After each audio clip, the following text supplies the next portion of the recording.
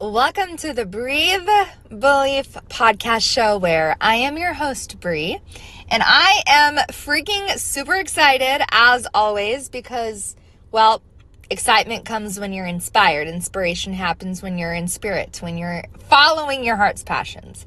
So today I want to zoom in and talk about relationships, and let's dive into the concepts and beliefs around relationships because, to be honest, like you've heard it before, I'm sure you have, that somehow the idea in society is that you are half of a person if you do not have a partner or an equal or a spouse, right? And if you're anything like I was always told to just get on and get married because then your life actually is real and then it actually means something. So let's talk about the belief that somehow someone outside of us is supposed to give us our happiness. And this will intentionally trigger those people that rely on their relationship with their spouse or partner to make them feel whole, to make them feel complete, because to be honest, you probably shouldn't be in a relationship if you don't have one with yourself first, okay? So the belief obviously is that you're not enough. Somehow you're not enough because you have a partner that doesn't make you happy and you're always fighting, and whether it's about the kids or the dog or the finances or whatever, like you've been in a relationship where you're so freaking miserable. Like, tell me that you've been in one of those relationships, whether you're dating or you skip that process and you're hanging out with this person, you're just totally miserable. And you know what's crazy isn't that you have that experience. What's crazy is that you stay in it. So my question is, why are so many people in relationships that don't fulfill them? And why are there so many beliefs and so much stigma around having this other person somehow complete the thing that feels most empty inside of you? So we have experiences that mirror back who we are. And I'll tell you about my journey to validate what I'm saying here on this podcast. So I had gone through 2 divorces. I am 26 years old and have a whole lot of experience when it comes to relationships. I was 9 years old when my parents got divorced, and each of my parents had gotten remarried 2 times after that. So you can imagine, do the math, okay? So with a couple of sets of parents and failed divorces and retries, life's beautiful. Sometimes we have to figure it out. And as a child, that put some really heavy beliefs onto what I thought was expected of the man. And if you're listening to this, you probably have expectations of your female or your male partner where what you don't know is you're actually looking for something that was very familiar in childhood, because at an early age, you only had one model, if you were lucky, as some people don't have their parents to model that behavior for them. So I had unconsciously chosen a first partner who mirrored my dad, who had matched his qualities to a T. I unconsciously did that twice. After getting divorced, I swore I would never do that again, right? We make promises and decisions in chaos and hurt. So I had decided that I was going to go heal. And lo and behold, I got into my second marriage and took all of the courage and confidence it had to get into another relationship. And what I didn't know is that I did the same pattern twice and just managed to pull in a different partner and still have the same pattern. Okay, follow me for just a minute. Unconsciously, I had chosen a different partner, but had still unconsciously matched the behavior of my father. And this time it was the stepdad that I was mirroring. So coming from a really diverse family, I had this dad show me this, and then my stepdad show me a different model behavior, and so forth. And what's really fascinating about relationships is that we're all just doing the best with what we have already in knowledge, okay? So to have this fantasy that you're gonna find someone who matches all of your expectations and is gonna just make you feel a whole lot of better is ridiculous. It's also not okay to stay in relationships that are toxic. It's also not okay to stay in abusive relationships because you're afraid. And it's also not okay to have a belief that you aren't able to make it out of a situation that is harmful for you.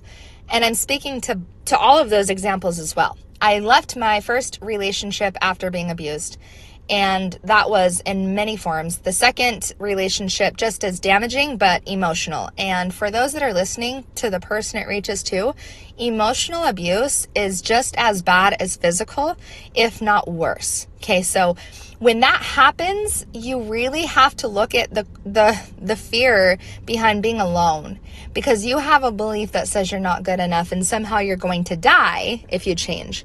So going back to this experience I had unconsciously, someone will ask me, well, then how did you know that was unconscious? Well, you have to have your heart broken so deeply that your only option in that moment of space, for those that have been divorced, understand where I'm coming from. And those that haven't, even a bad breakup will do the same thing. You get to a point where you have two options. Option A is that you are a victim, screw love, nobody can be trusted, put your guards up, put your walls up, and just armor up. Or your second option is to decide that somehow you participated in the creation of the life that you had just experienced. And I trigger a lot of people, and that's okay, because I believe that we create the experiences that we have, and that's a belief that I have. I know in my heart that there will be people asking me, how did you survive mental abuse and trauma and, 3 different dads and moving a lot and never having a home and always feeling like I was being pulled out of schools. And here's the thing, someone could look at that through the lens of a victim. Okay, when I say victim, I mean, when you hear that story, it's not poor me. So if you've gone through something hurtful, I want to validate that you're a warrior. And the reason I look at it that way is because you had the ability to sustain an experience that could have killed you, but it didn't, and you're still here. And the mental war we have is within ourselves, right? It's the belief that really actually creates the suffering. And that's what the show is all about. The belief you have behind it is what causes your hurt. So with relationships, I see a lot of suffering in the idea that there's one person who is supposed to meet all of your needs and expectations, and there is one person who is supposed to meet all of your needs. And that's just simply not true. In fact, I'm going to encourage you not to be in a relationship until you have one with yourself. If you don't know what you need, and you don't know what you desire, and you don't know what you want, and then to expect someone else to know that before you do is kind of like playing a mind game. You will never win. So that's part of your problem. So when I went through this heartbreak, or this big shattering moment where I knew something inside of me had to change, I chose option B. I went searching the world. And I don't mean internet. I mean, I went and hired mentors and coaches and different entrepreneurs and relationship counselors and therapists, and you name it. I was going to find an answer why I was going through a pattern or an experience over and over and over again, and still feeling broken, by the way. Like, I had a husband and still felt like I wasn't enough. And by the way, getting married a second time was probably more scary than actually getting divorced, because at least I knew what the pain was like. But I didn't know what it was going to be like to have courage to get married twice, especially at 26. And the best part about that was, after deciding that I could find the answers and healing within me, everything changed, okay? And when I say everything, I mean my beliefs and ideas about relationships, they're not the same. In fact, I interact and engage with relationships now knowing that I'm going to fill my cup first. I know what makes me happy. I know what my boundaries are. I know unconsciously that I was looking for someone who can match my early childhood needs, and now I can let that pattern go. So for someone who is in a relationship or wanting and desiring a relationship, there are so many things and discoveries you have to go through in order to be in a healthy relationship. And I didn't say a codependent one. And I also didn't say to stay in your toxic one and just increase faith. Because you know in your heart if it's toxic. You know in your heart if you're in an actual real relationship or if you're in codependency. For those that don't understand codependency, the word is really just what it sounds like. You are so dependent on the other person that without them, you don't know who you are. You don't know if you would be happy without this person. Your whole life is embodied in their every action. And what's really, really sad about that is you give your entire being away, your power away, and your choices away in the decision to live for somebody else. There's a huge difference between having in interactive relationships where there's interdependence and then just being straight dependent, okay?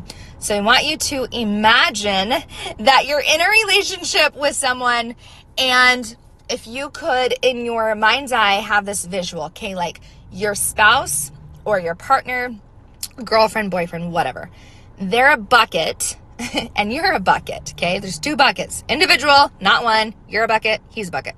Okay, so there's a hole in this bucket, and the more love you pour into their bucket, the more love and passion and sympathy and care and nurturing and taking care of.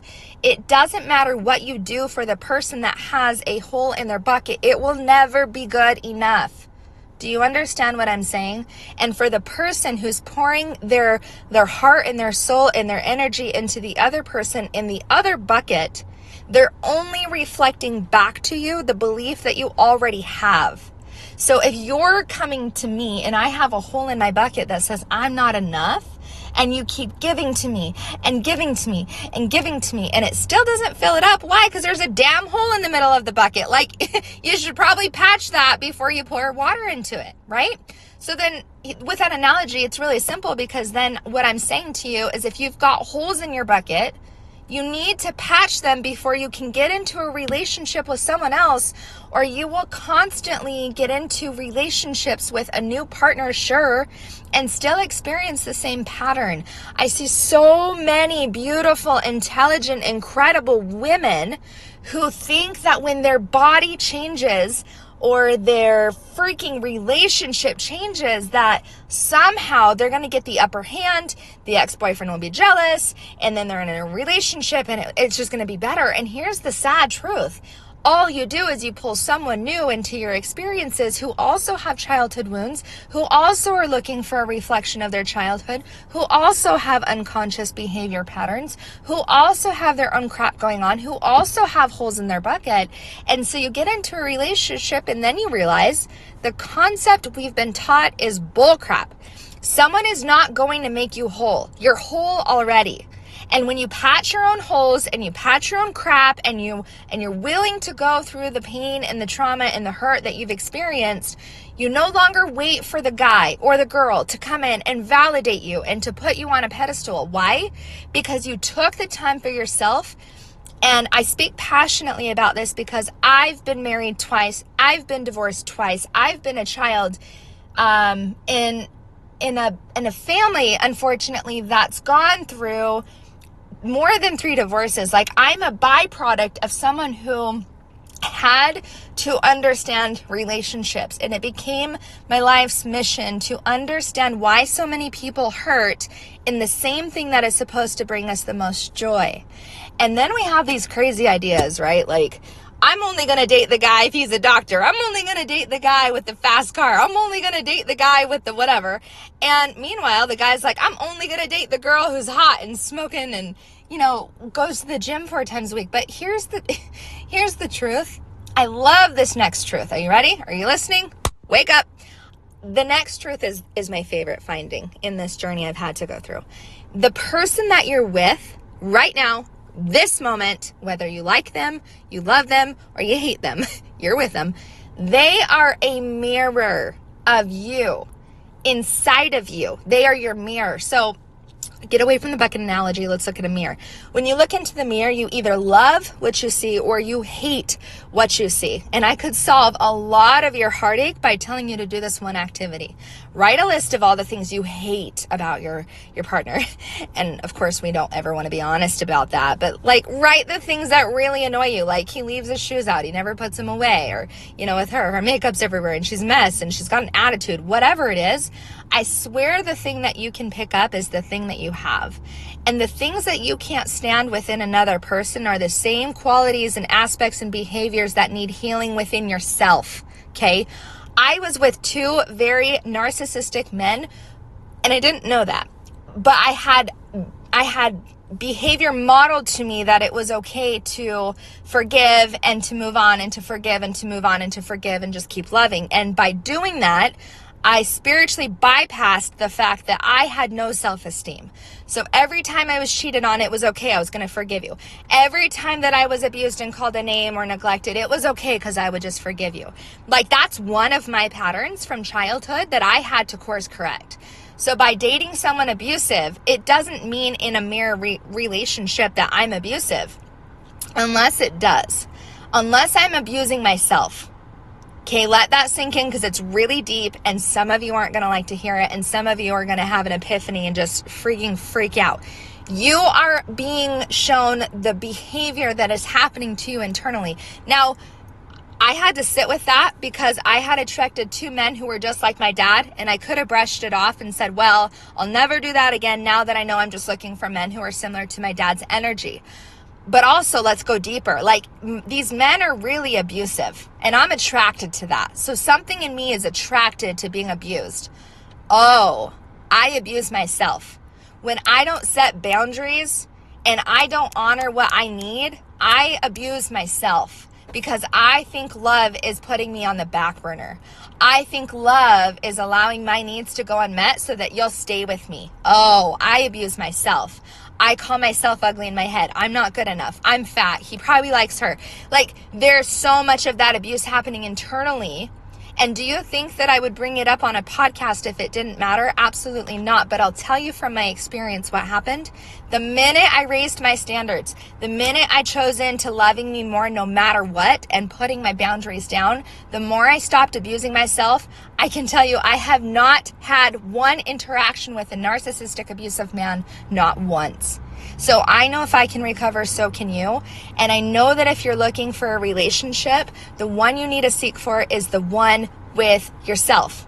And the next podcast, I'm going to get so freaking real because just to go a step further, if you're having intimacy problems and you're having sexual problems, there's a whole lot of things we're going to talk about that because you still have a belief that he or they or she is supposed to be the one fulfilling your needs.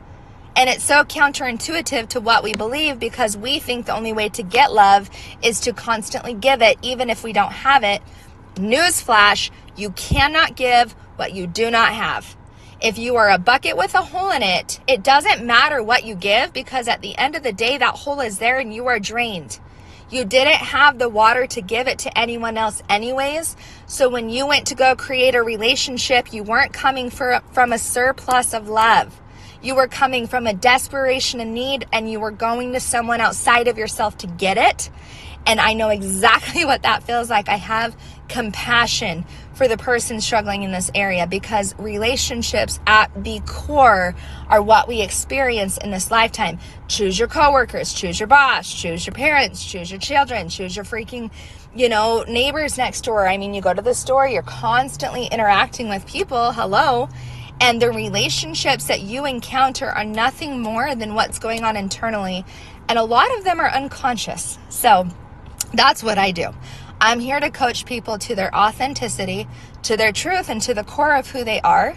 There's a lot of things that are unconscious that we need to bring conscious. When you're conscious and you're choosing actions based off that behavior, your entire world changes. And I'm a survivor of it. And I'm not a freaking victim. It's why I can shout out to the rooftops that I've been there, done that, got it, figured it out. And now I'm excited to tell you that it's time to upgrade your relationships. I have a lot of women ask me, do I stay with him or do I not? Do I leave or do I stay? Here's the freaking question back to you. Is it love? Yes or no? A child knows love. A 3-year-old knows and recognizes love. They also recognize the exact opposite. And you're no different than that. You just have a computer brain that complicates it and says they're going to change. It's okay. I mean, I know what it's like to be hope addicted. And not all relationships are abusive and not all relationships are worth throwing in the garbage can.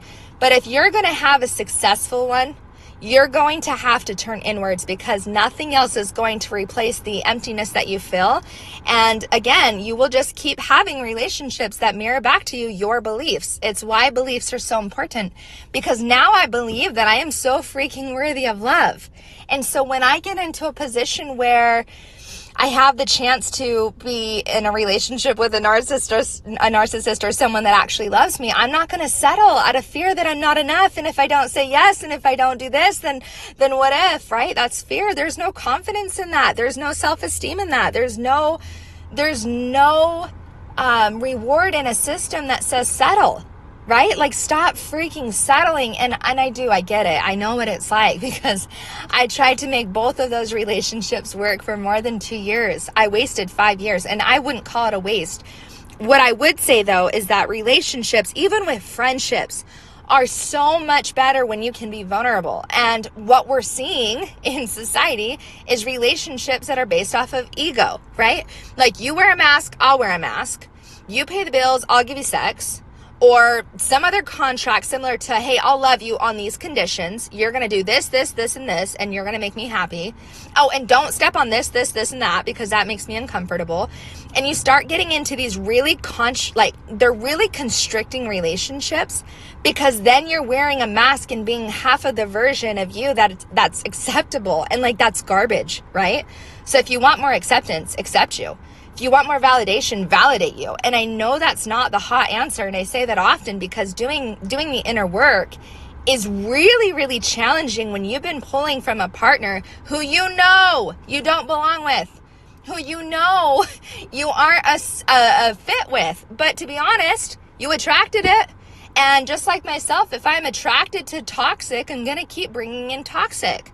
I hear so many people, and men too, talk about their anxiety, and their relationship gives them so much anxiety. And men, tell me if I'm wrong, but if she's not happy, somehow it's your fault. And we'll talk about that also in another episode, because it's wrong. It's not your obligation, but you've been taught since a young age and programmed at a young age that somehow your only worth and value comes based off the measurement of your partner's fulfillment. Isn't that crazy? I would never want to get into a relationship if the measurement was, well, how happy can I make him?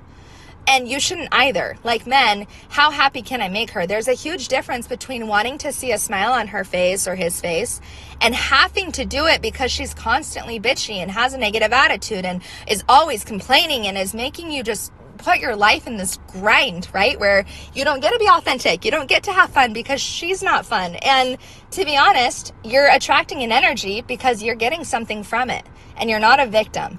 So I want you to examine your relationships and ask yourself, what are you getting out of that? Okay, don't judge yourself for being in it. Just recognize that there is a mirror happening within you, and pulling someone in to fix a gap will never fix the problem. In fact, it's going to cause a lot more pain, However, that's what I do. I coach people back into their truth, because when you're honest with you, it's amazing what happens when a world of opportunities becomes to be your new land instead of pulling in people because you're desperate.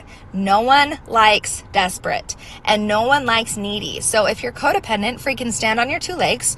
And I have a process of how to do just that. So go to BrieMarie.com, BRI Marie, MARIE.com.